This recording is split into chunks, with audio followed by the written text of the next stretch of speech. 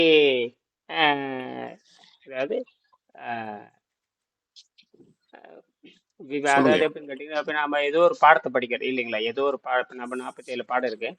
நம்ம ஒவ்வொரு பாடத்தையும் படிச்சுக்கிட்டு இன்னைக்கு என்ன ம். உணர்றீங்க அப்படிங்கிறது நீங்களே பேசலாம். இப்போ நம்ம 4-5 பேர் நிறைய பேர் இருக்கோம் குழுவில். நீங்களே பேசணும். அந்த மாதிரி இப்படி ஒன்று இருக்கு, இந்த தத்துவத்தில் இப்படி ஐயா, இருக்கு. இதுல ஒரே ஒரு கேள்விதாங்கய்யா. இது இப்ப இந்த ஒரு வருஷமா இதுல பிராக்டிஸ் பண்றோம். ம். ஆனா என்னன்னா, வெயிட் குறையுது, அப்புறம் திருப்பி ஏறுது. அந்த அந்த வெயிட் குறையுது வந்து அதை நிறுத்தி வச்சு அப்படியே அந்த கண்டினியூ பண்றதுல தான் கொஞ்சம் கொஞ்சம் அது சேலஞ்சிங்கா இருக்குங்க. அது ஒன்றும் இல்லை. அது நீடித்த நாளில் பயிற்சியில் வந்துடும். அடிமேல் அடிபடிச்சு அம்மியும் நகரும். அதெல்லாம் ஒன்றுமே கிடையாது. அதெல்லாம் இல்ல, திரவ அது அது பயிற்சி. அது என்னன்னா, அந்த பிரச்சனை என்னன்னா, போன வாட்டி ஆகஸ்ட்ல ஆரம்பிச்சேன், அக்டோபர் நவம்பர்ல பண்ணேன், அப்புறம் நார்மல் ஃபுட்டு போன உடனே டப்பு டப்பு டப்புன்னு வெயிட் ஏறிடுச்சு. அது ம். ஒரு எமோஷனல் ஸ்ட்ரெஸ்ஸா அப்படின்னு தெரியல, அது எப்படின்னு தெரியல. அமெரிக்கால புரிய மாட்டேங்குது. அது அந்த மைண்டு கண்ட்ரோல் இல்லைங்கய்யா, அதுதான் பிரச்சனை. அது காரணம் இந்த உடம்பை வாட்டி வந்து கரெக்டா பண்ணணும்னு நினைக்கிறேன். ம். அது வந்துடும். நீங்க தான் தினம் உங்களை பேசுறோம்ல. அது ம். நல்லா புரிஞ்சுக்கணும். மனம் எப்பவுமே மனம் மனம் ஐந்து. அது பிறவி நிலையிலிருந்து தாண்டாது, நுகர்வுலேருந்து தாண்டாது. அது போலியாக அந்த உடம்புல பதிவு பண்ணி வச்சிருக்குது. வேற ஒன்றும் இல்லை. இந்த போலியாக உடம்புல பதிவு பண்ணி வச்சிருக்குது. இந்த போலியா பதிவு பண்ணதை நீங்க ஏமாறுவீங்களா? உங்களை ஏமாத்தி தானே சாகடிக்கணும். ம். மனிதனை ஏமாத்தி தாங்க சாகடிக்கணும். ஆசையை காட்டி, ருசியை காட்டி. பசி பசியை அமைதிப்படுத்துறத போய் பசிங்கிறது ஒரு ஒரு கொடுமையான விஷ நீர். அந்த விஷ நீருக்கு மனம் விரும்புகிற உணவை போடுறோம். அப்போ எல்லாமே விஷமா மாறுது. அதான் உண்மை. அங்கதான் அந்த இயற்கை நம்மளை ஏமாத்துது. இயற்கை ஏமாத்துது. நம்மளை அது ஏமாத்துது. அங்கதான் இதுக்கு என்ன சொல்றாருன்னா, அர்னால்ட் எக்ரேட். அதனாலதான் யோகிகள் தீவிரம் ஆராய்ச்சி பண்ணி என்ன பண்ணாங்கன்னா ஒரே அடி வச்சாங்க. Arnold Ehret Germany doctor. அவரு ரேஷனல் ஃபாஸ்டிங்னு ஒரு நூல் எழுதினாரு. அதுல பாத்தீங்கன்னா அவர் என்ன சொல்லுவாருன்னு கேட்டீங்கன்னா, இந்த ஃபாஸ்டிங் அல்லது தூய்மைப்படுத்துதல் ரெண்டும் ஒன்று தான். ஃபாஸ்டிங் தூய்மைப்படுத்துதல் நம்ம நியமம் சொல்றோம். அவங்க ம். ஃபாஸ்டிங் அப்படிங்கிறாரு. அது அறிவு சார்ந்த நோன்புங்கிறார். அவர் என்ன சொல்றாருன்னா, கூறிய அறிவு, அஹ், அப்புறம் கூறிய அறிவு, மற்றவங்க சாதாரண மக்களை சாதாரண ஆரோக்கியம் சொல்றோம் இல்லையா, அவங்களை காட்டிலும் கூறிய அறிவு உடையவர் மட்டும்தான் இந்த மாதிரி அகத்தூய்மை செய்ய முடியும், நோன்பு இருக்க முடியும்னு எழுதுறாரு. அதை கூறிய அறிவு உண்மை. இருக்கிறவங்க மட்டும்தான் பண்ண முடியுங்கிறாரு. என்னது? போய் அறிவுறுத்தி. ஆஹ் புத்தகத்தில் அப்படியே எழுதியிருக்காரு. இந்த ரேஷனல் ஃபாஸ்டிங். சரி, அப்ப நான் கூட அது ஆர்டிக்கல் போட்டிருக்கேன் பாருங்க, போட்டிருந்தேனே. அந்த அந்த அந்த பார்த்தீங்கன்னா யார் எடுக்கலாம், எந்த நேரத்தில் இருக்கலாம், எப்படி இருக்கலாம்னு அவர் எழுதியிருப்பார். ஆனால் நம்ம இந்த நீர் மருத்துவத்தில் வருகின்ற பொழுது நாம் யோக முறையை பின்பற்றுகிறோம். அதனால நேரடியாக சல்லுன்னு உள்ள பூந்துடுறோம். நேரடியாக பூந்து நம்ம தப்பிக்க வைக்கிற வழியை தான் பார்க்குறோம். அவர் கூட சில தயக்கமெல்லாம் காட்டுவார். யாரு? அர்னால்டு ஹெக்ரேட். ம். நீங்க நம்மளது ம். அப்பயே கிடையாது. நம்ம தினம் அந்த வெஜிடபிள் சாப்பிட்டு சுத்தப்படுத்திட்டே இருக்கோம் இல்லையா? ம். அவர் ஆமா. 10 நாள் 5 நாள் 20 நாள் போட சொல்லுவார். அதெல்லாம் எப்படின்னு கேட்டீங்கன்னா, ஆசிரியர் முன்னாடி செய்யறது. இது யார் வேணா செய்யலாம். அசைவம் சாப்பிட்றவங்க கூட அடுத்த நாள் இதை தொடங்கலாம். ஏன்னா இந்த நீர் பயிற்சி, சாயங்காலம் காய்கறி பயிற்சி இப்படி செய்ய என்னன்னா 15 நாள்லயே அந்த நச்சுத்தன்மையெல்லாம் வெளியே போயிடும். அப்புறம் படப்படன்னு போயிடலாம். நம்மளது இது எப்படின்னு தெரியல. காரு மாதிரியும் இருக்கும், பஸ்ஸு மாதிரியும் இருக்கும் சொல்றாங்க இல்ல. ஆம்னி டாக்ஸின்னு சொல்லுவாங்க. ஆம்னி டாக்ஸின்னா ஆம்னி காரு, ஆம்னி பஸ்ஸுனாவே கார் மாதிரியும் இருக்கும், பஸ் மாதிரியும் இருக்கிற மாதிரி அசைவம் செய்யலாம், சைவம் செய்யலாம். அதுதான் அருமையான கண்டுபிடிப்பு. சரியா? ம். அதனால அது ஒண்ணும் இல்லை. இப்ப நீங்க ஆ, பண்ணக்கூடிய ஆமா, ஆ, சொல்லுங்க அதுலயும் இப்ப சொல்லுங்க. பாத்தீங்கன்னா, ஒரு வெயிட் ஒரு ஒரு 18 20 கிலோ குறைஞ்ச பிறகு அது அடுத்த ஸ்டேஜ்ல குறையிறது ரொம்ப போராட்டமா இருக்குங்க. நீங்க அதை நினைக்கவே வேண்டாம். நீங்க நீங்க திரவ பயிற்சி நீங்க பண்ணிட்டு தான் இருக்கணும். என்னது? உங்களுக்கு ம். எப்ப திரவ எப்ப பயிற்சி. நிக்க திரவ பயிற்சி தான் போயாகணும். திடப்பயிற்சி நீங்க மீண்டும் நீங்க எதுக்கு நீங்க இதான் விஷயமே. திரவ பயிற்சி பண்ணீங்கன்னா இது ஆன்டி ஆக்சிடேஷன் ஃபுட்டுன்னு. ஆன்டி ஆக்சிடேஷன் ஃபுட்டுன்னு மரணத்துக்கு எதிரான, நோய்க்கு எதிரான உணவுன்னு அர்த்தம். ஆன்டி ஆக்சிடேஷன் ஃபுட்டுன்னு பேர். நீங்க திடப்பொருள் சாப்பிட்டீங்கன்னாவே அது ஆக்சிடேஷன் ஃபுட்டு. ஆக்சிடேஷன் ஃபுட்டு கூட கிடையாது, டீகம்போசிங் ஃபுட்டு. என்னது? Composing food. ஆக்சிடேஷன் ஃபுட்டுன்னு என்னது அர்த்தம்? அது நல்லா ஆராய்ச்சி பண்ணி பாருங்க. ஆக்சிடேஷன் ஃபுட்டுன்னா அது காற்றோட்ட மேல படணும், ஆக்சிஜனை படணும் அப்படிங்கிறாரு. வயிற்றுக்குள்ள எங்க ஆக்சிஜன் இருக்குது? யாருமே சிந்திக்கிற ஆக்சிடேஷன், ஆன்டி ஆக்சிடென்ட் ரெண்டு ஃபுட் இருக்கு. ஆக்சிடேஷன் ஃபுட்டு நேற்று கூட அதை பத்தி நாங்க ஆராய்ச்சி பண்ணும் பொழுது, வணக்கம், oxidation food, anti accident food ரெண்டு இருக்கு. சரியா? அது ஆக்சிடேஷன் ஃபுட்டுன்னா மேல வந்து ஒரு பொருள், ஒரு காயோ கனியோ உணவோ எதுவோ இருக்கட்டுமே, ஒரு காயம், உடம்புல காயம் ஏற்பட்டாலும் கூட, உடம்புல ஒரு காயம் ஏற்படுதுன்னு வச்சுக்கோங்க, மேல் காயம் ஏற்பட்டாலும் கூட அது ஆக்சிஜன் மேல படணும். ஆக்சிஜன் மேல பட்டுச்சுன்னா புண்ணு ஆறும். ஆனால் ஒரு சாதாரண அழுகி போற ஒரு ஒரு கனி அருவி, ஒரு ஒரு வாழைப்பழத்தையோ ஒரு கனியோ ஏதோ ஒரு காய்கறியோ, ஒரு கத்திரிக்காய் வெண்டைக்காய் அல்லது ஆப்பிள் ஏதோ ஒரு காய்கறி அறுத்து வச்சீங்கன்னா வெளியே இருக்கிற ஆக்சிஜன் இருக்கு இல்லையா, அந்த ஆக்சிஜனோட வினைபுரிந்து அந்த பொருள் அழுக ஆரம்பிக்கும். காற்றோட்டமா அது இருக்கிறப்ப நாற்றம் அழுக ஆரம்பிக்கும். அதாவது அழுக அழுக ஆரம்பிக்கிறதுங்கிறத விட ஆக்சிடேஷன் நடக்க ஆரம்பிக்கும். அப்ப காற்றோட்டம் இருக்கிறப்போ அது ஆக்சிடேஷன் நடக்குது, ரைட். அப்ப வந்து பெரிய நாத்தம்லாம் வராது. அதே அதே ஒரு காய்கறிய ஒரு பிளாஸ்டிக் பேப்பர்ல கப்புன்னு போட்டு ஒரு நாள் மூடி வச்சுட்டு திறந்து கப்புன்னு போட்டு மூடி வச்சுட்டு இறுக்கி கட்டிட்டு அடுத்த நாள் திறந்து பாருங்க, கடுமையான கொடூர நாற்றம் அடிக்கும். சரியா? ம். ஏன்னா அதுக்குள்ள சூரிய வெளிச்சம் இல்ல, அதுக்குள்ள காற்றோட்டம் இல்ல, எந்த வகையான இதுவும் இல்லை. அப்ப வயிற்றுக்குள்ள போறப்ப என்ன கேட்டீங்கன்னா டீகம்போசிங் ஸ்டேட் ஆகுது, தெரியும், ஆக்சிடேஷன் கூட நடக்கிறது இல்லை, அழுகித்தான் போகுது. ஆகையினால நீங்க திடப்பொருள் சாப்பிடுகின்ற பொழுது என்னன்னு கேட்டீங்கன்னா அழுகி போய் விடுகிறது உடம்பு. என்ன ஆகுது? அழுகி போகுது. அப்புறம் அழுகிறது தின்னு அப்புறம் அழுகுனா எடை ஏறாம என்ன பண்ணும்? அதுதான் அது. யோசிச்சுட்டே இருந்தேன். ஏன்னா வயிற்றுக்குள்ள நுரையீரல் என்பது வேறு, வயிறு என்பது வேறு. வயிற்றுக்குள்ள இருட்டு, வயிற்றுக்குள்ள ஆக்சிஜன் கிடையாது, எதுவுமே கிடையாது, ஈஸ்ட் தான் இருக்கு. இருட்டு வேற, கார்பன் தான் இருக்கு. அப்ப எல்லா பொருளும் கட்டி, அதனாலதான் ஃபெர்மெண்டேஷன் அவன் சொல்றான். வயிற்றுக்குள்ள ஆக்சிடேஷன் நடக்கிறது இல்ல, ஃபெர்மெண்டேஷன் சொல்றான். புளிச்சு போய் நுரைச்சி போறதுன்னு பேரு. காற்றோட்டம் இல்லாத இடத்துல புளிச்சு போய் நுரைச்சி போயிடும். ஒரு காய்கறியை திறந்து வச்சிங்கன்னு வச்சுக்கோங்க, அது புளிச்சு நுரைக்கிறதுக்கு 2 நாள் 3 நாள் 10 நாள் ஆகும். அதே ஒரு டப்பால போட்டு டப்புன்னு மூடி வச்சு காற்றோட்டம் வைங்க, ஒரே நாள் அழுகி போய் நாற்றம் எடுப்போம். சரியா? அப்போ அதனால வந்து திடப்பொருளுக்கு அப்படி பார்த்தா திடப்பொருள் ஆரோக்கியத்தை தரணுமே. ஆக நீங்க தான் கூறியாரு. அப்ப இந்த வார்த்தை உழுந்துட்டே இருக்கணும், திடப்பொருள் மரணத்தை உண்டாக்கும். அதுக்குத்தான் இந்த ஒரு அப்ப வந்து அந்த சுவைக்கு தான், சுவைக்கு நீங்க ஒரு திடப்பொருள் சாப்பிட்டா கூட ஒன்றும் பண்ணாது. நீங்க அது ஃபுல் கட்டுக்கணுறது மனம் உள்ள ஆக்சிலேட்டர் கால் வைக்கிற மாதிரி தான். அது நீங்க தான் ஏமாறுறீங்க. குற்றம் உங்களுக்கு தான். மனம் உங்களை ஏமாத்த, உங்களுக்கு சாகடிக்கிறதா. நீங்க எப்படி வாழ்ந்து என்ன பண்ண போறீங்க? நீங்க செத்தா தான், நீங்க சாப்பிட்றதான் இயற்கைக்கு நல்லதுன்னு அது முடிவு பண்ணுது. மனம் அப்படிதான் முடிவு எடுக்கும். உங்களை கொண்டு சாவல கொண்டு தள்ளுறதான் உங்க வேலை. நீங்க என்ன பெரிய கண்டுபிடிப்பாளரா, சித்தரா, யோகின்னு அது கேள்வி கேட்கும். நீங்க தான் கேட்கணும், நான் சித்தரடா, நான் யோகிடா, நான் இறைவன்டா, நீங்க தான் நினைக்கணும். நின்னது நீங்க. இப்ப நான் நினைச்சுதான் நினைச்சீங்க. இப்ப நான் நினைச்சா எது வேணா சாப்பிடலாம். இப்ப நீங்க சாப்பிடறதுல குற்றம் இல்ல, சுத்தத்தை வருகின்ற பொழுது எனக்கு தேவையில்லை, நீங்க தான் பிடிக்கணும். அதை இழுத்து பிடிக்க வேண்டியது. ஏன்னா அது குறிப்பா நீங்களே குளிர்நாடு, பசியே பெருசாலாம் ஒண்ணும் எடுக்காத, மந்தமா தான் இருக்கும். இங்க சூரிய நாடா இருந்தா கூட வெப்பமா இருந்தா கூட சொல்லலாம். எங்களுக்கே கட்டுப்படி ஆகும் பொழுது உங்களுக்கு குளிர் நாடு, சும்மா வாயில் ஒரு பிஸ்கட் தின்னாவே வேலை முடிஞ்சு போச்சு. அங்க சூரிய வெளிச்சமே இல்லாத நாட்டுல போய் என்னத்த பண்றது? சும்மா தேவையில்லாம அவங்க தின்னுட்டு எல்லாம் உடம்பு கெடுத்துட்டு எல்லாமே குடல் புல் உண்டாக்கி வச்சிருக்காங்க எல்லாரும். எல்லா பெருங்குடல் பூரா பார்த்தீங்கன்னா நம்ம உடம்பு பார்த்தீங்கன்னா ஏறத்தாழ 9 மீட்டர் 10 மீட்டர் குடல் இருக்குது. அதை பார்த்தீங்கன்னா கிட்டத்தட்ட பார்த்தீங்கன்னா 2 மீட்டர் 1.5 மீட்டருக்கு மேலே 10 அடி, கிட்டத்தட்ட 8 அடி 9 அடி பூரா சுருண்டு கிடக்குது பெருங்குடல். அங்கதான் மலம் பூரா அங்கதான் இருக்கும். பூரா அழுகி போய் நாரி போய் கிடக்குது. அதை நீங்க காய்கறி சாப்பிட்டு சாப்பிட்டு சாப்பிட்டு சாப்பிட்டு வெளிக்கொண்டுட்டே போனதான் இயற்கையாகவே அது என்ன ஆகுதுன்னா சுவாசத்திலே இழுத்துக்குது. நீங்க காய்கறி சாப்பிடுகிற பொழுது, அந்த ஜூஸ் சாப்பிடுகிற பொழுது, பழச்சாறு சாப்பிடுகின்ற பொழுது உடம்பு தேவையான நைட்ரஜன், காத்துல 2 பொருள் இருக்குது, அப்படியே உள்ள இழுத்து அப்படியே உடம்பு எப்பவுமே நைட்ரிக் ஆக்சிஜன் ஆகும். நைட்ரஜன் பிளஸ் ஆக்சிஜன் அதிகமாயிட்டே போகும். அப்ப இருக்கும் இந்த மரணத்தை எதிர்க்கின்ற தன்மை அதுவே கொடுக்குது. வணக்கம் வணக்கம் வணக்கம். மரணத்தை எதிர்க்கின்ற தன்மை அதுவே கொடுக்குது. அப்ப மரணத்தை எதிர்க்கிற உணவுக்கு பேரு தான் ஆக்சிடேஷன் ஃபுட்.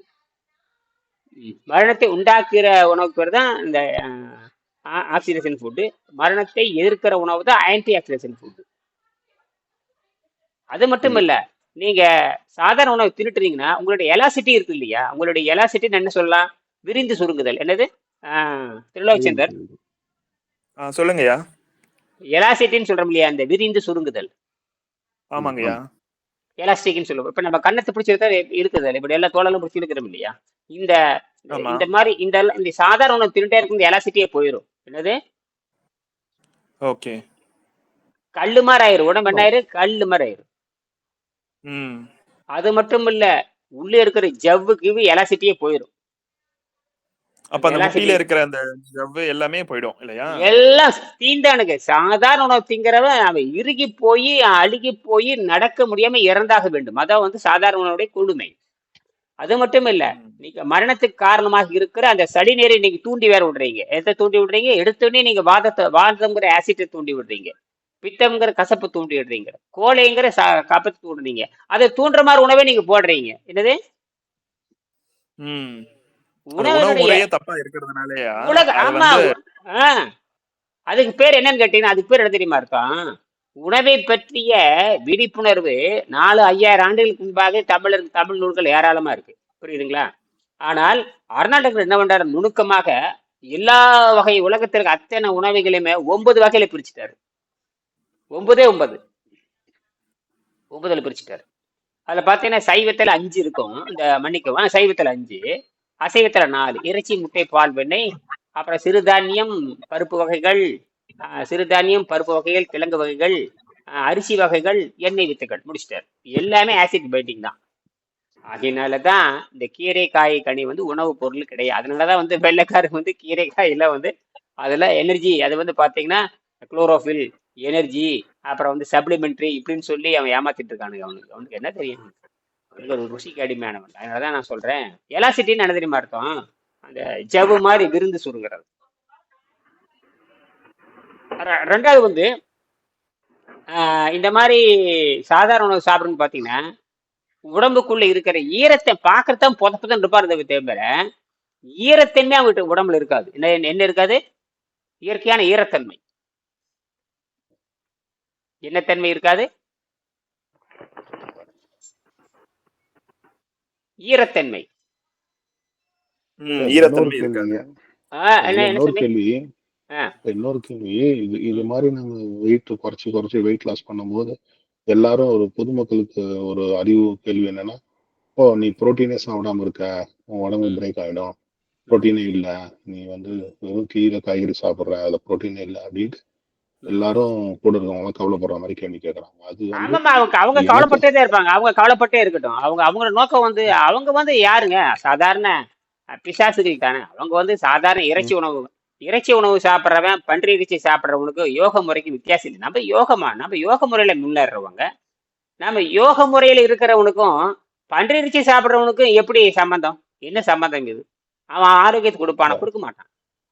நம்ம ரெண்டே வேலை தான். இது வந்து நம்ம தான் புரிஞ்சுக்கணும். அதுக்கு நான் ஒன்றும் பதில் சொல்ல முடியும். நீங்க வந்து ஊருக்கு வாழ்றீங்களா? அது என்ன விஷயம்னு கேட்டீங்க. நீங்க யோக முறையில முன்னேற நீங்க அவன் முன்னேறாத இருக்கிற ஒரு கீழ் சாதினே வச்சுக்கலாம். அவன் சாதாரண உணவை திருட்டு கீழ் பயலா இருக்கிறான். அவங்ககிட்ட போய் அவனுக்கு நீங்க நல்லவனா எதுக்கு நடக்கணும்? நீங்க எதுக்கு நல்லவனா நடக்கணும்? அவங்ககிட்ட கீழ் சாதியில இருக்கிறவனுக்கு உங்களுக்கு என்ன தொடர்பு? இல்லைங்க, அப்படி புரிஞ்சுக்கல.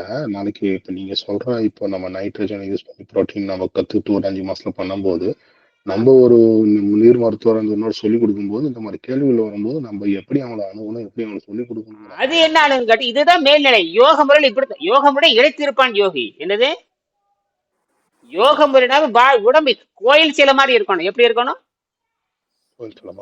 கோயில் சில மாதிரி இருக்கணும்.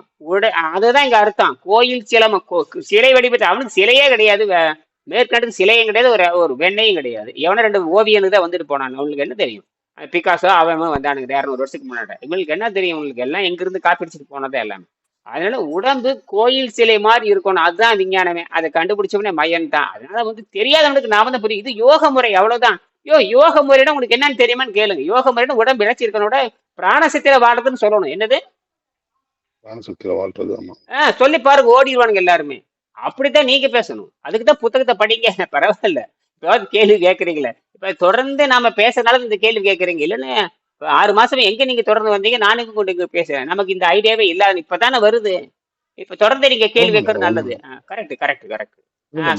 மக்கள் வந்து இப்ப விழிப்பு நிலையில இல்லை. அவங்க நம்ம நிறைய பேர் சொல்லி கொடுக்க போறோம். சிலவருக்கு புரியும், சில பேர் முயற்சி பண்ணி பார்ப்பாங்க, சில நம்பிக்கை வராது. நம்ம ஒரு வந்து இத 95 பேர் நம்ப மாட்டான். எத்தனை பேர் நம்ப மாட்டான்? 95 பேர் உண்மை.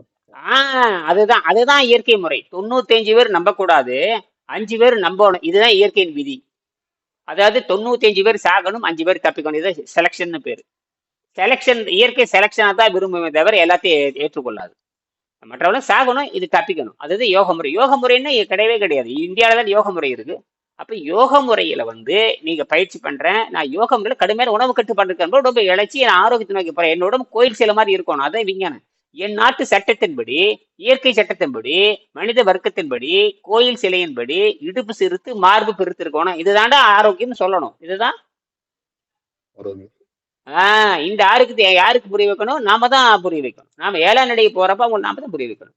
சரி, சுறுசுறுப்பு எங்க, ஆரோக்கியம் எங்க? ஒரு பயலுக்கு அப்படி திங்கணும் பூரா ஆஸ்பத்திரி தானே கிடக்குறானுங்க. அத்தனை அத்தனை பேர் ஆஸ்பத்திரி தானே, ஆமா. அத்தனை பேர் ஆஸ்பத்திரி தான். ஒருத்தனும் தப்பிக்க முடியாது. நீங்க தப்பிக்கிறது அபூர்வம். நீங்க ம். தப்பிக்கிறது அபூர்வம். நீங்க தப்பிச்சீங்கன்னா உங்களுக்கு நல்லது. நீங்க தப்பிச்சீங்கன்னா உங்க குடும்பத்துக்கு நல்லது. இப்ப உங்க குடும்பத்துல உங்க குடும்பம் பார்த்தோம்ல, யாராவது இளைச்ச உடம்பு இருக்கிறாங்களா? ம்? யாராலையும் நகரவே முடியாது. யாருனாலையும்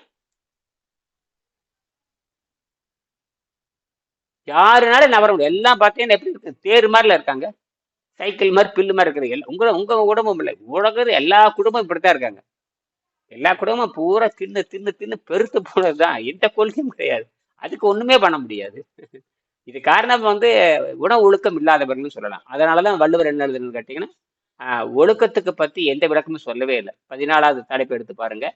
ஒழுக்கமுடையவங்கள ஒழுக்கத்தை பத்தி எங்கேயும் சொல்லவே மாட்டாரு. கடைசியில பண்புடையாரை சார்ந்து வாழுங்கள் யாருன்னு கேட்டீங்கன்னா யோகவான்றத அவர் எழுதுறாரு.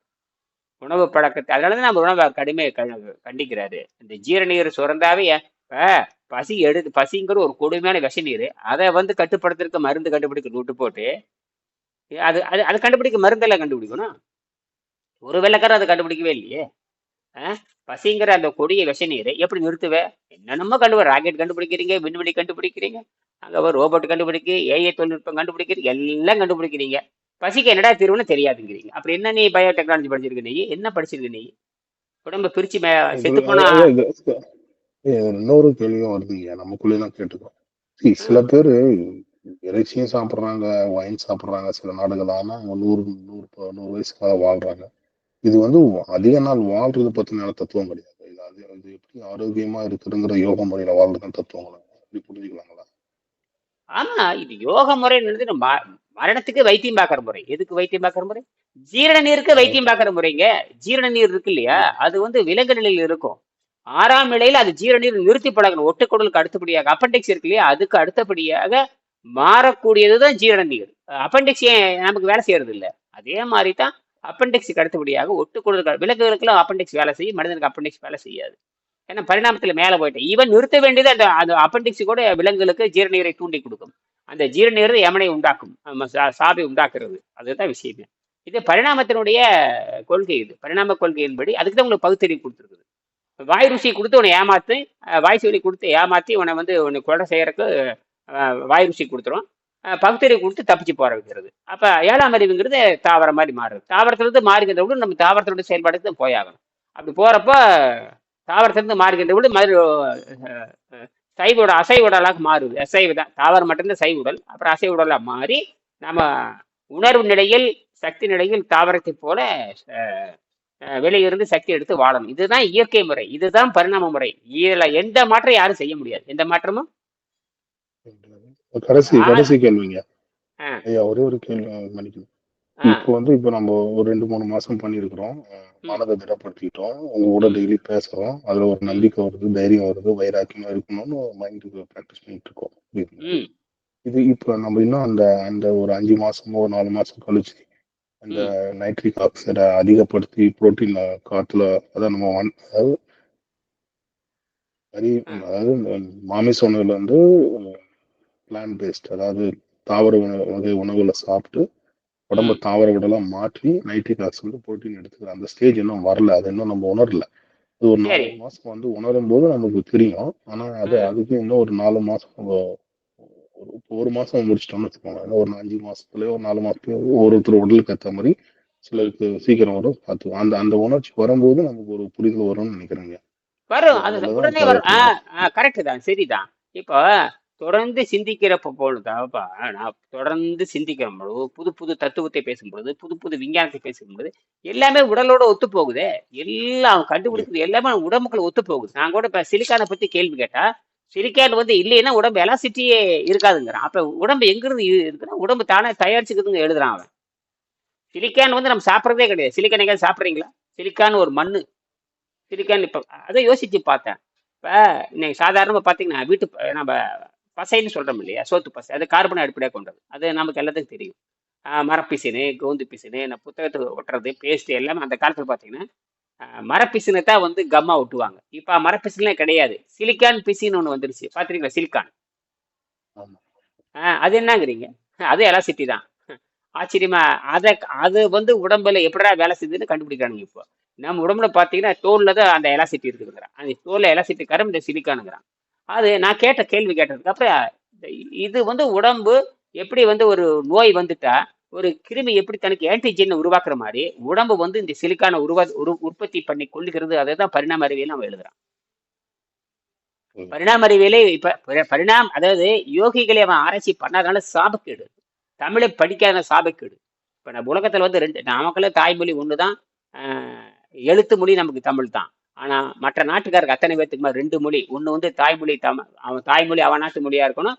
எழுத்து வடிவம் வருகின்ற பொழுது அவன் தமிழ் மொழி தான் படிச்சாகணும், இல்லைன்னா எல்லாரும் சுடுகாடு தான். இவனுக்கு அந்த படிச்சா என்ன, இந்த இங்கிலீஷ் படிச்சாலும் அறிவு வரப்போறது இல்லை, சமஸ்கிருதம் படிச்சாலும் அறிவு வரப்போறது இல்லை, ஹிந்தி படிச்சாலும் அறிவு ஒரு இளவும் வரப்போறது இல்லை. தமிழ் படிச்சா மட்டும்தான் தப்பிக்க முடியும். ஏன்னா தமிழ்ல தான் ஆரோக்கியம் இருக்கு, வேற எதுவும் கிடையாது. எல்லாம் சிக்கிட்டானுங்க இப்ப எல்லாமே. இப்ப அந்த மொழியை குறைச்சிட்டு வரணுமே தவிர மொழி கூடக்கூடாது. என்ன மொழிச்சுமை குறையணுமா கூடணுமா? 100 மொழி படிச்சு வச்சுன்னா எனக்கு ஆரோக்கியம் வந்துருமா? தமிழ் படிச்சங்காட்டி தான் நான் தப்பிச்சு போனேன், இல்லாட்ட எனக்கு எங்க ஆரோக்கியம் வரும்? நான் இப்ப இங்கிலீஷ் படிச்சுட்டா எனக்கு ஆரோக்கியம் இருந்துருமா? ஏதோ பிச்சை எடுத்துட்டு இருந்திருப்பேன் எல்லா நாட்டிலையும் போய் சொல்லிட்டு பிச்சை எடுத்துக்கிட்டு இந்த பெரிய கோட் சூட்டு போட்டுட்டு உட்காந்துட்டு இருப்பேன். நல்ல வேலை தமிழ்நாட்டுல பிறந்து அடுத்து ஒரு கேள்விங்க. இப்போ வந்து முதல்ல ஒரு கேள்விக்கு நீங்க பதில் சொல்லிட்டீங்க. இப்ப நான் வந்து ஒரு 245 பவுண்டு, ஒரு 215 பவுண்டு, ஒரு 30 பவுண்டுங்கிறது ஒரு 15 கிலோ ஓவரால் குறைச்சிருக்கேன்னு வச்சுக்கோங்க. கடந்த ஒரு 2 மாசம் 3 மாசம் குறைச்சேன், ஏறினேன். இப்போ ஒரு 5 வாரமா ரொம்ப மைண்ட் ஃபோக்கஸ்டா குறைச்சிருக்குன்னு வச்சுக்கோங்க. இப்போ அடுத்து வர நாட்கள்ல இப்ப நீங்க சொன்னீங்க போன வாரம் ஒரு 2 நாள் ஒரு 90% நான் வாட்டர் பண்ணேன். இப்போ ஒரு 2-3 நாள் வந்து நான் வெறும் தண்ணியை குடிச்சிட்டு கொஞ்சோண்டு காய்கறி மட்டும் சாப்பிட்டுட்டு இருந்தேன். ஒரு 4 பவுண்டு ஒரு 1.8 kgs குறைஞ்சிருக்கு. பார்க்க சந்தோஷமா இருக்கு, புரியுதுங்க? இப்போ இன்னும் ஒரு அடுத்த 4-5 வாரத்துக்கு ஒரு அடுத்த 5 வாரத்துக்கு எப்படிங்க? இப்போ ஒரு வேளை சாப்பிடுறீங்க, ஒரு வேலையை கண்டினியூ பண்ணி திருப்பி ஒரு 2 நாள் நேரம் கிடைக்கும் போது, சனி ஞாயிறு தான் அமெரிக்கால கொஞ்சம் ஃப்ரீயா இருக்கும், மற்ற நேரத்துல பணி நேரங்கள்ல கஷ்டமா இருக்கும். அப்போ அந்த சனி ஞாயிறு திருப்பி வெள்ளி சனி ஞாயிறு அந்த மாதிரி ஒரு 3 நாள் திருப்பி லீவ் வர மாதிரி பண்ணி போனவங்களை அடுத்து ஒரு 5 வாரத்துக்கு என்ன பண்ணுவீங்க? ஏன்னா அதுதான் ரொம்ப கஷ்டமான ஸ்டேஜ். அது ஒண்ணு நீங்க கஷ்டமான நீங்க பசிக்கு தான் முக்கியத்துவம் கொடுக்கும்போது வேலை இயங்கிட்டே இருக்குங்க. வேலை என்பது நீங்க வேலை என்கிறது ஒண்ணுமே கிடையாது. உடம்புல வந்து உராய்வு குறைக்கிறதுக்கு தான் தண்ணீரும் வெளிக்கு போறதுக்கு தான் பழச்சாறுகள். ரொம்ப எளிமையான பழச்சாறு தான். பழச்சாறு, காய்கறி சாறு ரொம்ப எளிமையானது. அதை நீங்க அந்த பசி வராம பாத்துக்கிறது உங்க வேலை, வேற எதுவுமே கிடையாது. பசி வராம பாத்துக்கிற, மற்றபடிக்கு வேலையெல்லாம் போட்டு கற்பனை பண்ணிக்காது. கற்பனை பண்ண வேலை கீழே அதெல்லாம் ஒண்ணும் கிடையாது. எந்த வேலையை பண்ணாலும் வேலையை போட்டு கற்பனை பண்ணிக்காதீங்க. நான் என்னுடைய அனுபவத்தை ஷேர் பண்ணலாமா? பண்ணுங்க பேசுங்க. நீங்க பேசுங்க. 10 நிமிஷம் நீங்க தான், 5 நிமிஷம் பேசுங்க. இல்லைங்க, இப்ப நம்ம வேலை செய்யும் போது பாத்தீங்கன்னா வேலையிலே கவனம் இருக்கிறதுனால பசியில நமக்கு அந்த கவனம் அந்த நேரத்துல வர்றது கிடையாது. சோ வேலை பாட்டுக்கு வேலை செஞ்சுக்கிட்டே இருப்போம். அந்த நேரத்துல பாத்தீங்கன்னா நமக்கு தண்ணி குடிக்காதான் நேரம் கரெக்டா இருக்கும், இல்லாட்டி பக்கத்துல ஜூஸ் வச்சுக்கலாம். அப்படியே மிஞ்சி போனா ஒரு பேரிச்சு மலம் மிச்சம். அந்த மைண்ட் ஏமாத்துறதுக்கு பர்ஃபி அது மாதிரி இப்ப பனங்கள் கண்டு இந்த மாதிரி ஐட்டம்ஸ் வச்சுக்கிட்டோன்னு நினைச்சுக்கோங்களேன். அந்த நேரத்துக்கு வாயில போட்டுட்ட பிறகு ஒரு 1 ஹவருக்கு அதுவே ஓடும் அப்படியே. சோ அது கொஞ்சம் ப்ரொலாங் ஆகும், அது போயிட்டே இருக்கும். அதனால நம்மள சுத்தி சில ஐட்டம்ஸ் வச்சுக்கலாம், தப்பு கிடையாது. ஜூசஸ் தவிர்த்து பாத்தீங்கன்னா ஜூசஸா இருக்கலாம், இல்லாட்டி கீரை சூப்பா இருக்கலாம், எதனா ஒண்ணு, அவ்வளவுதான். அந்த நேரத்துக்கு வாயில போடுறதுக்கு ஒரு ஐட்டம், அவ்வளவுதான். அப்படி போட்டு ஏமாத்திக்க வேண்டியதுதான். கரெக்ட். பேசுங்க கரெக்ட் தான். பேசுங்க. அதுதான் சொல்லணும்னு வந்தேன். நான் கூட இனிஷியல் ஸ்டேஜ்ல இப்படி கஷ்டப்பட்டேன். அதுக்கப்புறம் வந்து வேலை நிமித்தமாக வேலை செஞ்சுட்டே இருக்கும்போது அந்த பிஸியில வேலை ஓடிட்டே இருக்கும். திடீர்னு பசிகமா இருந்தா எதனா வாயில எடுத்து போட்டுட்டு அப்படியே கண்டினியூ பண்ணிட்டே இருப்பேன், அவ்வளவுதான். அது கரையறதுக்கு, அந்த பனங்கள் கண்டு கரையறதுக்கே கிட்டத்தட்ட 15-20 நிமிஷம் ஆகும். அது கரைஞ்சு முடிச்சுட்டு ஒரு மடக்கு தண்ணி குடிச்சுன்னா முடிஞ்சு போச்சு. அடுத்த ஒரு 1 ஹவருக்கு பசிக்காது. ஆமா, ஏமாத்திட்டு போயிட்டே இருக்கலாம். உடம்பு ஒண்ணும் ஆகாது. ரொம்ப எளிமையாத்தான் இருக்குது உடம்பு. நாம தான் போட்டு அப்படியே சிக்கிக்கிட்டு அப்படியே என்னமோ பெருசா ஒண்ணும் கிடையாது. அதுதான் அப்புறம் நம்ம சாப்பிட்ற உணவு கூட, இப்ப நம்ம சாப்பிடக்கூடிய உணவுகள் பூரா எல்லாமே ஆன்டி ஆக்சிடென்ட் ஃபுட்டு தான் நம்ம சாப்பிட்றோம். அதுதான் மரணத்தை எதிர்க்கிற உணவு அவனே சொல்றான்.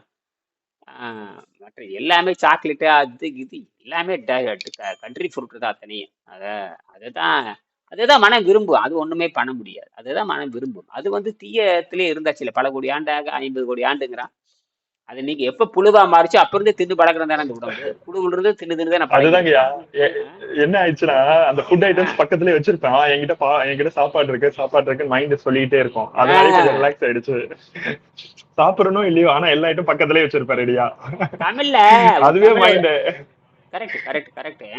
இத பாத்தீங்கன்னா தமிழ்ல பசி நோக்கார் கண் துஞ்சார் கருமமே கண்ணாயினார் ஒரு பாடல் இருக்கும். புரியுதா? பசி நோக்கார் பசி நோக்கார் கண் துஞ்சார் கருமமே கண்ணாயினார் இதெல்லாம் இருக்கு. இதுல கடுமையான அந்த எண்ணத்தில் இருக்கிறவங்க வேலையெல்லாம் குறிக்கோள் நினைக்கிறவன் ஆகாரத்தை நினைக்க மாட்டான், தூக்கத்தை நினைக்க மாட்டான், பசி தாகத்தை நினைக்க மாட்டான், எதுவும் நினைக்க மாட்டான். அவன் வேலையை குறிக்கோளா இருப்பான். அந்த மாதிரி வேலை குறிக்கோளை வச்சுங்க. பசி தாகம் எடுக்காம இருக்கிறதுக்கு நீங்க சில ஐட்டங்களை வச்சுக்கங்க. அந்த உணவு கரெக்ட் கட்டுப்பாடு நீடும். சில ஐட்டங்களை கரெக்ட். வச்சுக்க நீங்க ஏன் நம்ம வேண்டாம்னு சொல்றீங்க? ம் டிரைவிங் பண்ணும்போதோ இல்லாட்டி ஆ பாத்தீங்கன்னா இப்ப டிராவல் பண்ணும்போதோ இல்லாட்டி வேலையில இருக்கும்போதோ பசி ஆ எடுத்தாலும் அதை கவனிக்க மாட்டோம். அப்படியே ம் கடந்து போயிட்டே தானே இருப்போம் நம்ம. உடம்பு ஒண்ணுமே ஆகாது. உடம்பு ஒண்ணுமே ஆகாது. நீங்க நினைக்கிற மாதிரி ஒண்ணுமே கிடையாது. சாவெல்லாம் சாவு வர்றதுக்கு வாய்ப்பே கிடையாது. சாராயம் குடிக்கணும் சாகாத பொழுது நாமே சாகணும். சாராயம் குடிச்சிட்டு இறைச்சி தின்னுட்டு அப்படி போறான் அவன் ஹார்ட் அட்டாக்ல போவானே தவிர உடனே சாவல் சாப்பிட்ட உடனே சாகிற மாதிரி இருந்தா உலகத்துல எவனும் உயிரோடு இருக்கவே மாட்டான். நாம அவன் ட்ரக் அடிக்ட் பண்ணிட்டு கொக்கைன் கிக்கைன்னு மார்பின் எதேதோ போட்டெல்லாம் 40 வருஷம் ஓடிட்டு இருக்கானுங்க. ரிப்பேர்ல ஓடிட்டு இருப்பானுங்க. அவன் வழிகாட்ட முடியாதுங்க. ஐயா இப்ப நாம வந்து வழிகாட்டுறதுக்காக உட்காந்து நம்ம நோக்கம் வந்து நம்ம ஆரோக்கியமாவும் இருக்கணும், பிறருக்கு சொல்லியும் தரணும், வழிகாட்டாம நம்ம நோக்க குறிக்கோள் இருக்குது. நம்ம பரிணாமத்தை நமக்கு குறிக்கோள் இருக்குது. மற்றவனுக்குலாம் குறிக்கோள் கிடையாது. ஆகாரத்துக்கு கூட என்ன குறிக்கோள் இருக்குங்கிறீங்க? தின்னு போட்டு சாகலன்னு தான் சொல்லுவான். தின்னு போட்டு வாழுன்னு சொல்லுங்க, சொல்ல மாட்டானுங்க. அதுதான் பிசாசு நிலை. இது வந்து ஆரோக்கியத்தின் இது வந்து மூன்றாவது மனம். இப்ப நாம சொல்றது கூட்டு மனம். இதுக்கு பேர் கூட்டு மனம் என்பது ஒரு நல்ல செயலை செய்வதற்காக கூடுவது. எந்த நல்ல செயலை செய்வதற்காக கூடுவது? காம்பவுண்ட் மைண்டு கூட்டு கூட்டு மைண்டுன்னு சொல்லுவாங்க. அதுக்கப்புறம் ஒரு வழிப்பட்ட மைண்டு, அப்புறம் ஒடுங்கிய மைண்டுன்னு 5ஆ பிரிப்பாங்க. 5 மனம் இருக்குதுன்னு இன்னும் வெள்ளைக்காரனுக்கு தெரியாது. இப்ப நாம தான் 5 மனத்தை பத்தி பேசுறோம். இப்ப நாம 3வது மனத்தில் வந்து இந்த ஒண்ணு சேர்ந்து என்ன பண்ணலான்னு கேட்டா, ஒண்ணு சேர்ந்து ஆரோக்கியத்தை பத்தி பேசுவோம். அதான் விஷயமே. ஒண்ணு சேர்ந்து ஊரு கூடி நல்லது செய்வாங்க. ஊரு கூடி தேர் இழுத்தல், ஊரு கூடி ஒரு மரம் நடுதல், ஊரு கூடி ஒரு நல்ல காரியம் பண்றது. இதெல்லாம் ஒரு பொதுவான நிகழ்ச்சி. இதுல 3வது மனத்துல தான் வரும். முதல் மனத்துலயும் வராது, 2வது மனத்துலயும் வராது. முதல் மனம் வந்து பணம் சம்பாதிக்கிறது நாசமா போயிடும். 2வது மனம் அழிவிலேயே பேசி நாசமா போயிடும். 3வது மனத்துல தான் ஏதாவது உலகத்துக்கு செய்யலாமான்னு நினைக்கும். இது 3வது மனம். அந்த 3வது மையம்ங்கிறது நாம் என்ன வச்சுக்கணும்? ஆரோக்கியங்கிற மையத்திற்கு நம்ம திருப்பிட்டோம். எந்த மையத்தை நோக்கி திருப்பிறோம்? கூட்டு சேர்ந்து மரம் நட வேண்டாம், கூட்டு சேர்ந்து தண்ணி தொட்டி திறக்க வேண்டாம், கூட்டு சேர்ந்து தேவையெல்லாம் கண்ட புத்தகம் வாங்கி தரணும் அவசியம் இல்லை. சரி, இதெல்லாம் 3வது நிலை. இப்ப பண்ணக்கூடியது எல்லாமே ஆரோக்கியத்துக்கு சம்பந்தமான ஒன்று சேர்ந்தாலும் கூட ஆரோக்கியத்துக்கு சம்பந்தம் இல்லாத வேலையத்தையும் செய்வனே தவிர ஆரோக்கியம் இப்ப நாம பேசுறது வந்து ஆரோக்கியத்துக்காக கொண்டு கூடியிருக்கீங்க. இன்னும் பேர் கொள்ளையடிக்கிறதுக்கு மரம் நடுவதற்கோ விழா நடக்கிறதுக்கு கூடவே இல்லையே. எங்கிருந்தோ கூடுறீங்க. அமெரிக்கால இருந்து கூடுறீங்க, அவரை சிங்கப்பூர்ல இருந்து கூப்பிடுறாங்கன்னு யாரோ வந்திருக்காங்க. எங்கிருந்து வராங்கன்னு நமக்கு தெரியல. நீங்களே எங்களுக்கு தெரியுது. இப்ப நான் இந்தியால இருந்து பேசுறேன். எங்கிருந்து கூடுறான் பாருங்க. இதுதான் இயற்கை. அப்ப இப்படி சிலர் தான் முடியுமே தவிர மொத்த மக்களும் இதுல வரவே முடியாது. நல்லா எனக்கு தெரியும். ஏன் 20 வருஷமா பேசுறேன். 4 பேர் தான் வர்றாங்க, 30 பேர் தான், 100 பேர். நாங்க இதுலயே நமக்கு 70-80 பேர் இருக்காங்க. வர்றதே 4 பேர் தானே வர்றாங்க. இன்னைக்கு ஞாயிற்றுக்கிழமை நாள் என்ன ஆட்டத்தில் இருப்பாங்க எனக்கு தெரியும். எல்லாம் வேறு ஆட்டத்தில் இருப்பாங்கல்ல. இதாவது வர்றாங்கல்ல, பாராட்டணும். அதனால அப்படி சிந்திங்க. விவாதம் பண்ணுங்க. நீங்கெல்லாம் வந்து காலையில கூட அப்படித்தான் பேசுறீங்க. இனிமேல் வந்து ஒரு 20 நிமிஷம், ஒரு 5 நிமிஷம் பேசிட்டு 5 நிமிஷம் உங்களுக்குள்ளே பேசிக்கிறது. ஏதாவது செய்தி இருந்தா பரிமாறிக்குங்க. அவர் 2 நிமிஷம் பேசுங்க, முடிச்சுக்கலாம். திருவிழா நீங்க ஒரு ஏதோ ஒரு கேள்வி கேளுங்க. நீங்க பதில் அவர் சொல்லிட்டாங்க. யாரு கேளுங்க. உங்களோட ஒரு மாணவர் கிருஷ்ண பரமாத்மான்னு அவர் ஒரு 300 நாள் வந்து நீர் மருத்துவத்தில் இருந்தாரு. அப்புறம் அதை கம்ப்ளீட்டா விட்டுட்டு திருப்பி அவரோட வீடியோ பார்த்தேன் இப்போ ரீசெண்டா. அவரு திருப்பி கொஞ்சம் அதை விட்டுட்டு திருப்பி கொஞ்சம் குண்டா இருக்க மாதிரி இருக்காரு. அவர் 300 நாள் பண்ணிட்டு எதுக்கு விட்டாருங்கிற அந்த கேள்வி அதே அவனுடைய என்னுடைய மாணவனே அல்லங்க ஐயா. அவ்வளவுதான். அவன் ஒரு நாள் வந்துட்டு போனான். அவன் ஏமாற்று பேருடைய அவ்வளவுதான். பொய் சொல்றான். அவன் பொய் சொல்றான். அதெல்லாம் எந்த ஆதாரம் இல்லைங்க. அவன் சும்மா கதை விடுறான். அதெல்லாம் அவன் பொய் சொல்றான். அவ்வளவுதான். ஒரே வரி முடிச்சுக்க வேண்டியதுதான். எந்த ஆதாரம் இல்லை, எந்த எவிடன்ஸும் இல்லை அவங்ககிட்ட. அவனுடைய என்னோட சேர்ந்து ஒரு நாள் வந்து இருந்தான். அவ்வளவுதான். நல்ல ஒரு 1000 ரூபாய் காய்கறி வாங்கிட்டு வந்து கொடுத்தான். அவ்வளவுதான் முடிஞ்சு போச்சு. ஒரு நாள் வகுப்படுத்த சரியா போச்சா? என்ன அவனுக்கு தெரியும்? ஒரு இளவும் தெரியாது. அவனுடைய வீடியோ வந்து ஓடிட்டு தான் இருக்குது. எல்லாம் இது இப்படித்தான் இருக்கு. அந்த அரைகுறையும் சொல்றான் பாரு, கயவர்கள்னு பேர். இதுக்குள்ள என்ன அர்த்தம்? கயவர்கள், திருட. எங்கிட்ட படிச்சவன் 99 பேர் ஒழுக்கமே இல்லாதவனுங்க. எதுக்கு வந்தானுங்க, எதுக்கு போனானுங்க, என்னமே தெரியாது. புத்தகத்தை கூட காட்டி பேசுறது இல்லை. என்னது புத்தகத்தை காட்டி பேசல இது. அது இவனால என்னத்தை சொல்றது? இவனால என்ன சொல்றது? இவனால யாருங்க இவனால? நீங்களாவது 10 புத்தகத்தை வாங்கி எல்லாத்தையும் கொடுத்துருக்கிறீங்க, முயற்சி பண்றீங்க. அவனுங்கெல்லாம் எதுக்கும் தகுதியற்றவனுங்க. அறிவே இல்லாத காட்டு மிராண்டிகள். ஆமாங்க, நானும் அந்த வீடியோஸ் பார்த்தேன். அவர் கிருஷ்ணாத்மான்னு சொல்லிட்டு ஒருத்தர் அந்த யூடியூப்ல இதை பத்தி பேசியிருக்காரு. நிறைய என்ன தெரியும் அவனுக்கு? என்ன தெரியும்? அவன் யாரு? அவன் எதுக்காக என்ன பேசுறான்? அவன் எதோ அறிவு இருக்கா, ஒழுக்கம் இருக்கா, பண்பு இருக்கா, நாகரீகம் இருக்கா? உனக்கு பரிணாமத்தை பத்தி என்ன தெரியும்? யோகத்தை பத்தி என்ன தெரியும்? என்ன தெரியும்? அவருக்கு ரெக்கார்ட் ஆச்சுன்னா பார்க்க போறாரு, மன வருத்தப்பட போறாரு. அவருக்கு தெரிஞ்சு அவ்வளவுதான் விட்டுலாங்க. எல்லாம் தெரியும், எல்லாம் போகணும், எல்லாமே பேசணும். கயவர் தான் சொல்லணும், திருடன் தான் சொல்லணும், குற்றவாளி தான் சொல்லணும். நீதிபதியோட வேலை என்னது? நீ குற்றம் செய்திருக்கிறாய், அவ்வளவுதான், முடிஞ்சு போச்சு. நெற்றிக்கனை திறப்பணும்.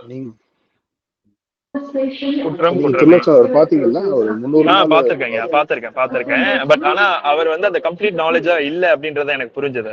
கம்ப்ளீட் நாலேஜா இருந்ததுன்னா யார்கிட்ட கத்துட்டு இருக்கோமோ அவங்களுக்கு அவங்கள சார்ந்து நம்ம வந்து அவங்களுக்கு சார்ந்தேதான் நம்ம இருப்போம் இல்லையா? இப்போ லைக் வந்து அந்த நாலேஜ் கம்ப்ளீட்டா வந்திருந்ததுன்னா அவங்க முன்னாடி வச்சுக்கிட்டே இருப்பேன். இப்ப வெங்கடேசன், இப்ப இனியன் ஐயா பாருங்க, வெங்கடேசன் பேரை குறிப்பிட்டுட்டே இருக்காரு. அவரு உலகத்துல இல்ல, ஆனா அவரோட பேரை சொல்லிக்கிட்டே இருக்காரு இல்லையா? மூச்சுக்கு 300 தடவை அவரோட பேரை சொல்லிக்கிட்டே இருக்காரு. அதுதான் குருகுல கல்விங்கிறது. அதாவது ஆசிரியர் கூடவே இருந்து கத்துக்கிறது.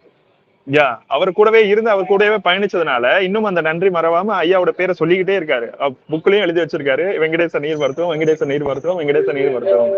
ஆனா நம்ம யாரும் அவரை பார்த்தது கூட இல்ல. ஐயா அந்த பேரை சொல்லணும்னு அவசியம் கூட கிடையாது, மேற்கோள் காட்டணும்னு அவசியம் கூட கிடையாது நமக்கு. ஆனா அவர் நம்ம பார்த்ததும் இல்ல. பட் ஆனா ஸ்டில் ஐயா அவர் பேரை சொல்லிக்கிட்டே இருக்காரு இல்லையா? அதுதான் நான் கவனிச்சேன். ஐயா வந்து அவரோட பேரை சொல்லணும்னு அவசியம் இல்ல. அதுல ஒரு ஆன்மீக சக்தி இருக்குல்ல ஒருத்தர். அதுதான் சொல்றேன். ஆனா அவரோட இதுல பாத்தீங்கன்னா அதை பத்தி அவருக்கு யாரு சொல்லி கொடுத்தாங்க என்ன அப்படின்றத அவர் எதுவுமே சொல்லவும் கிடையாது. அதை பத்தி அவர் சொல்றதுக்கு இன்ட்ரெஸ்டும் வைக்கவே இல்லை. அது நோக்கமே இல்லைங்க. எந்த கொள்கையுமே எந்த நோக்கமும் இல்லை. இப்போ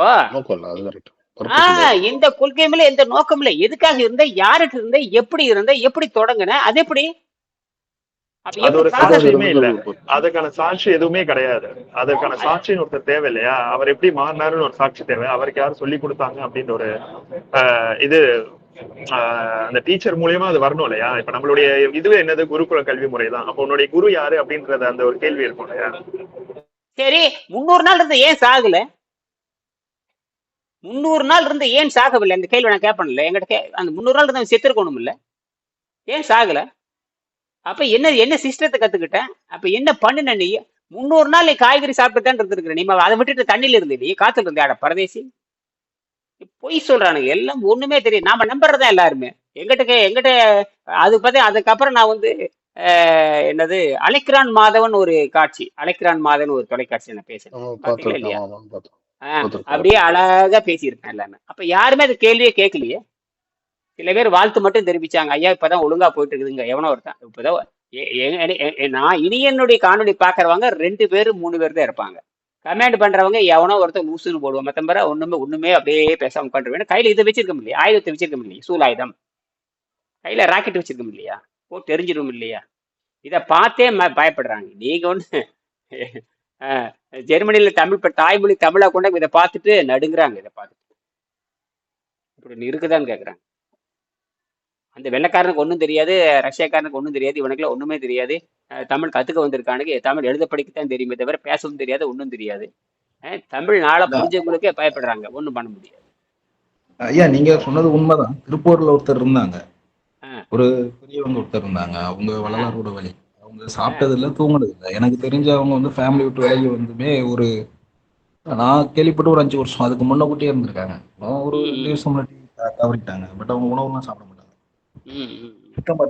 தூக்கமும் கிடையாது. அது வேற. இது பரிணாம அறிவியல். இது அடிப்படையில் வந்து மரணத்தையே மாத்துறது, மரணத்தை கையில வச்சுக்கிறது, எப்ப வேணாலும் முக்தி அடையலாம் அந்த மாதிரி. அப்படி பாத்தீங்கன்னா இந்த வேலைக்கார சாமிகள்னு ஒருத்தர் இருந்தாரு, இப்பதான் முக்தி அடைஞ்சாரு. அவரும் அப்படித்தான். அதாவது ஸ்பிரிட் பேசுறதெல்லாம் ஆமா. அவரு வந்து வள்ளலாருடைய ஆமா, அவரு தான் நான் சொல்றது. அவரு திருப்பூர் சைடுல இருந்தாரு. அது வேலைக்கார சாமின்னு சென்னையில் இருந்தாரு ஒருத்தர், புரியுதுங்களா? அதெல்லாம் அவரே தான், ஸ்பிரிட் அவரே தான். பேசுது. வயசானவர். ஆமா, வேலைக்கார சாமின்னு. ஆமா ஆமா ஆமா ஆமா ஆமா ஆமா. அதெல்லாம் எப்படின்னு கேட்டீங்கன்னா ஸ்பிரிட் பேசுது. அதெல்லாம் என்னது, ஒரு நம்பிக்கை. எந்த பகுத்தறிவும் அதுல கிடையாது. என்னது, தெய்வ நம்பிக்கை மாதிரி வள்ளலார் நம்பிட்டு இருந்தவங்க தான். அதெல்லாம் இப்படி இருந்துட்டு இப்ப போகுது. நம்மளது வந்து அறிவியல் சார்ந்து ஒன்னொண்ணுமே சக மனுஷனுக்கு இப்ப இருக்கிற இந்த காலகட்டத்துல மக்களுக்கு புரியுற மாதிரி ஒன்னொண்ணுமே நம்ம எடுத்து சொல்லி அந்த பசிதாகத்தை போக்குறது தான். இது போக்கி அந்த விண்வெளி, மனிதனை விண்வெளியோட காப்பாத்து. விண்வெளிக்கு தப்பிச்சு போற கல்வி முறை. இங்க உட்காந்து சாப்பிடம், இங்க உட்காந்து பஜனை பண்ணிட்டு வியாபாரம் பண்ற கல்வி முறை கிடையாது. இது விண்வெளிக்கு தப்பிச்சு போறக்கூடிய பரிணாம அறிவியல் கல்வி முறை. எவல்யூஷன் பேஸ்டு தமிழ்ஸின் தப்பிச்சாகணும். பூமியை வந்து அழிவு வந்து தப்பிச்சாகணும். ஒருவேளை இனியனையா வந்து சாமியார் மாதிரி வேஷம் போட்டுட்டு விபூதி பட்டை கொட்டெல்லாம் போட்டுருந்தா நிறைய கூட்டம் கூடியிருக்குமோ அப்படின்ற இன்னொரு கேள்வி. கூட்டமா காலை இந்த பக்கம் 50 பொம்பளைங்க, இந்த பக்கம் 50 ஆம்பளைங்க, எல்லாம் ஒண்ணு சொல்ற மாதிரி இருக்காது எல்லாம். இல்லைங்க, பாசிபிள் தானே. இப்ப நீங்க இதை சொல்றீங்க அப்படின்னா அப்படி இருந்தா இன்னும் பக்கல் கூட்டம் அதிகமா கூடல. ஆமா ஆமா ஆமா. அது ஒரு கடைசியா அவ்வளவுதான், எல்லாம் நாசமா போயிருக்கு. இந்த சர்வதேச நாசமா. நல்ல வேலை தனியா தப்பிச்சிருக்கேன், தப்பிச்சிட்டேன். சுதந்திரமே போயிருங்க, என்னுடைய சுதந்திரமே. அதான் சொல்றேன், நீங்க வேஷம் போடல, அவ்வளவுதான். அதுதான் என்னுடைய பதில். வேஷம் போடணும்னா உங்களுக்கு ரொம்ப ஈஸி இல்லையா? வேஷம் போடணும்னா நீங்க போட்டுருக்கலாம் இல்லையா? ஆமா ஆமா. அப்படியே சடாமட்டு விட்டுட்டு கையில வச்சிருந்தேன்னு வச்சுங்க. நிறைய ரோல்ஸ் ராய்ஸ் காரும் விமானத்துல ஏதோ இந்த ரஜினிஸ் வந்து என்னமோ ஏதோ விமானம் வச்சிருந்தாரு அப்படின்னு சொல்றாங்களே. ரஜினிஸ் வந்து விமானம் வச்சிருந்தாரு, ஹெலிகாப்டர் வச்சிருந்தாரு, அந்த மாதிரி தான். அப்படிலாம் சொல்றாங்க. ரஜினிஸ் வச்சிருந்தாரு. ரஜினிஸ் உயர்நிலையில இருந்தாரு ஐயா. அதுதாங்கய்யா, அதை ஏன் நீங்க செய்யல அப்படின்ற ஒரு கேள்வி வருது இல்லையா? ஏன்னா நீங்க அறிவை கொண்டு சிந்திக்கிறவங்க இல்லையா? அதுதான் நான் கேள்வி. இது வந்து பரிணாம அறிவியல். இது வந்து தாவரத்துல இருந்து மனிதனா மாறி. இது எப்படின்னு கேட்டீங்கன்னா, இந்த யோக பயிற்சி என்பது அது பரிணாமத்தை துரிதப்படுத்துறதுனால நாங்க யோகிகளை பேசுறோமே தவிர எங்களுக்கு இதுல உள்நோக்கமே கிடையாது. இந்த யோக பயிற்சி மனம் உள்ள வந்துருது. எது வந்துருது? மனம் உள்ள வந்துருது. அந்த உயிர் உள்ள வந்துருது. வெட்டவெளி உள்ள வந்துருது. எது வந்துருது? வெட்டவெளிக்கு பேரு ஆன்மான்னு பேர் வச்சுட்டா. அது ஒரு வெங்காயம் கிடையாது. வெட்டவெளினா ஆன்மா, அவ்வளவுதான். அகமா ஆன்மா, அகன்றமா தான் ஆன்மான்னு மாறி போச்சு. வெட்டவெளியை தான் அவன் சொல்றான். தமிழ்ல தெளிவா எழுதி வச்சிருக்கேன். வெட்டவெளி தாண்டா உண்மை எழுதுற. வெட்டவெளி என்ன மெய்யென்று இருப்போருக்கு பட்டயம் எதிர்க்கடி குதம்பாங்கிற. என்னடான்னு கேட்டா அது அகமான்னு பேரு. இந்த அகம பேரு சுருங்கி கசாமுசான ஆன்மா மாறி போச்சு. ஆறுமான்கள் ஒரு புண்ணாக்கும் கிடையாது. அவர் வெட்டவெளி தான். அது என்ன, வெட்டவெளி தான் மனிதனாக மாறி இருக்கிறது. என்னது, ஏன்னா அந்த தூய காற்றை வந்து நமக்குள்ள செலுத்தும் பொழுது அந்த அகன்றமா வந்து நமக்குள்ள அந்த போட்டான்ஸா கதிர்வீச்சா நமக்குள்ள வருது.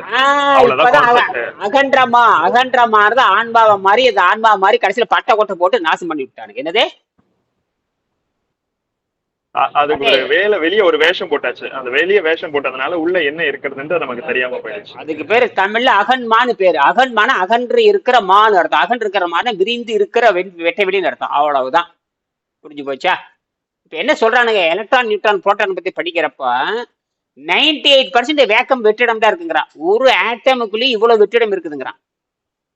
நினைச்சு கூட பார்க்க முடியாது. நம்ம உடம்பு இருக்குல்ல, நம்ம இனியனோட உடம்பு இருக்கு, இது கம்ப்ரஸ் பண்ணா எவ்வளவு தெரியுமா? கண்ணுக்கு தெரியாத துகளா மாறிடுவான். என்னவா மாறினா, கம்ப்ரஸ் பண்ணு வச்சுங்க, ஒரு வேக்குமுல வச்சு என்ன கம்ப்ரஸ் பண்ணா கண்ணுக்கு தெரியாத அளவுக்கு சுருங்கி போயிடும். அப்ப உடம்பு பூரா என் வெட்ட வழிதான் இருக்கு. என் உடம்புல பூரா பாக்குறதுக்கு தான் புதப்பதான் இருக்குதே தவிர என் உடம்புல என்ன இருக்குது? கேப்பு தான் இருக்குது. என்ன இருக்குது? எலக்ட்ரான் நியூட்ரான் போட்டான். இந்த எலக்ட்ரான் நியூட்ரான் புரோட்டான்ங்கிறது நாம பேசிக்கா கத்துக்கிட்ட 3 வகையான சப்பாட்டமெட்டிக் பார்ட்டிகள். இப்ப 300 பார்ட்டிகள் கண்டுபிடிச்சிட்டானுங்க. எத்தனை பார்ட்டிகள்? அதெல்லாம் எடுத்துட்டு போட்டோம். இடைவெளி என்ன சொல்றான்னு கேட்டீங்கன்னா, ஒரு இதோட முடிச்சுக்கலாம், நேரம் ஆகுது. ஒரு இப்ப உதாரணத்துக்கு பார்த்தா ஒரு ஃபுட்பால் கிரவுண்ட் எடுத்துக்கங்க. ஒரு ஃபுட்பால் கிரவுண்ட் இருக்கும், அதை வச்சுக்கோங்க. ஃபுட்பால் கிரவுண்டு ஒரு 10 ஏக்கரால் இருக்குன்னு வச்சுக்கோங்க. நடுவில் ஒரு 4 மட்டும் 8 காசு இருக்கு இல்லையா? ஒரு காயின், ஏதாவது 1 ரூபா காயின் அங்கே வச்சிருங்க. வட்டமான ஒரு காய் வச்சிருங்க. வச்சுட்டு அதை சுற்றி ஒரு 10 கிலோமீட்டருக்கு ஒரு வட்டம் போடுங்க. ஒரு ரூபா காசு வச்சுக்கிட்டு அதை சுற்றி 10 கிலோமீட்டர் விட்டுறதுக்கு அகலம் வந்து இந்த பக்கம் ஒரு 5 கிலோமீட்டர், ஒரு 10 கிலோமீட்டர் அகலத்துக்கு ஒரு வட்டம் போட்டு நடுவில் ஒரு ரூபா காசு வச்சா என்ன இடைவெளியோ அதுதான் ஒரு எலக்ட்ரானுக்கு உள்ள இடைவெளிங்கிறான். நம்பவே முடியல. என்னது, அவ்வளவு வெற்றிடமா இருக்குங்கிறான். அவ்வளவு வெற்றிடம். அப்படி என்ன, அதனாலதான் இதெல்லாம் தெரியாது போச்சு. அப்ப இதுதான் அகமானு பேரு. அந்த பெருசா இருக்கிறதுனால அது பெரியமான்ட்டான். அது பெருசா இருந்தா வெளியே இருந்தா அது புறத்துல இருக்கிறமா, உள்ளே இருக்கிறனால அகத்தில் இருக்கிறனால அகத்து மாகன்ட்டான். அகத்து மாவது அகன்றமா மாறிச்சு. அகன்று இருக்கிறது. என்ன சொல்றான்னா, நீங்க பார்த்த பெருசுன்னு நினைக்கிறீங்க, அணுவை அணுவை நீங்க ஆராய்ச்சி பண்ணிட்டு போனா அது விரிஞ்சிட்டே போகுதுங்கிறான். அதாவது பெருசை பார்த்தோம்னா அது சுருங்கிட்டே போகுதுங்கிறான், சிறுசு உள்ள போயிட்டே இருந்து அது அகன்று போயிட்டே இருக்குதுங்கிறான். எப்படி சொல்றான்? பெருசை பார்த்தா அது சிறுசாய் போயிட்டே இருக்குதுங்கிறான், சிறுசுக்குள்ள போனா அது என்ன ஆகுது? அகன்று போயிட்டே இருக்குதுங்கிறான். அப்ப விரிவும் சுருக்கும் மாறி மாறி நடந்து அதான் அண்டத்துல இருக்கிறது தான் பிண்டத்துல இருக்கிறது அப்படின்ற கான்செப்ட். அதேதான். அதனால இது ஒன்றும் பிரச்சனை இல்லை, விட்டு விட்டு செய்யுங்க. யார் ஏன்னா ரவிக்கு என்னன்னு கேட்டீங்கன்னா, ஐயோ இது இயற்கையா இருக்கிற ஒரு ஒரு மனசுல இருக்கிற ஒரு நடுக்கம். இதே கேள்வி எனக்கும் இருந்ததுங்கய்யா. இப்போ ரவி ஐயா கேட்கிறாரு பாத்தீங்களா, அந்த கிருஷ்ணாத்மா அப்படின்ற கேள்வி நானும் உங்ககிட்ட கேட்டேன் மிடில்ல. இப்ப எனக்கும் இதே பதில் நீங்க கொடுத்தீங்க. பட் ஆனா வந்து எனக்கு அப்ப புரிஞ்சிருச்சு, எனக்கு வந்து இது எப்படி நடந்தது அப்படின்றது, அந்த தவறு எங்க நடந்ததுன்றது எனக்கு தெரிஞ்சது. அந்த ஆசிரியர் கிட்ட இருந்து பிரிஞ்சு வரும் பொழுது இது இப்படிதான் நடக்கும் அப்படின்றது எனக்கு தெரியுது. அவன் எனக்கு தொடர்பே கிடையாதுங்க ஐயா. நீங்க சொல்லக்கூடிய ஆளு எவனுமே தொடர்பு. சும்மா ஒரு நாள் உட்காந்து நீங்க ஒரு நாள் உட்காந்து கேள்வி கேட்டு ஒரு 1000 ரூபாய் கொடுத்து போட்டு கத்துட்டு போறவன போய் என்ன சொல்லுவீங்க? அவனை போய் அவனுக்கு என்ன தெரியும்? 300 நாள் இருந்து என்ன ஆதாரம்? என்ன ஆதாரம்? ஒரு நாள் இருந்தியா? ரெக்கார்டு இருக்கா? யார்கிட்ட தொடங்கின, என்ன தொடங்கின, எப்படி முடிச்ச? பொய் அத்தனை வாய் திறந்து அத்தனை பொய். வாய் திறந்தா அத்தனை பொய் தானே. நான் உண்மை பேசுறேன்னா பொய் பேசுறேன்னு எம்ஆர்எஸ் கையில தான் நிரூபிக்கணும். எங்க போய் நிரூபிக்கணும்? எம்ஆர்எஸ் கையில தான் நிரூபிக்கணும். இதுதான் பண்ணணும் கடைசியில. அதெல்லாம் அவங்க தெரியாது, அவங்க பேசி ஏற்படுறது அதெல்லாம் டைம் வேஸ்ட். அதெல்லாம் பேசவே கூடாது. அதை பத்தி முட்டாளுக்குன்னு போயிட்டே இருக்கு. ஒரே அடி முட்டாளுக்குன்னு வேண்டியதுதான். என்னது ஒரே முட்டாள்? மறுபடியும் நாம் இரவு பேசுவோம். சரியா? நன்றி, வணக்கம். நன்றி.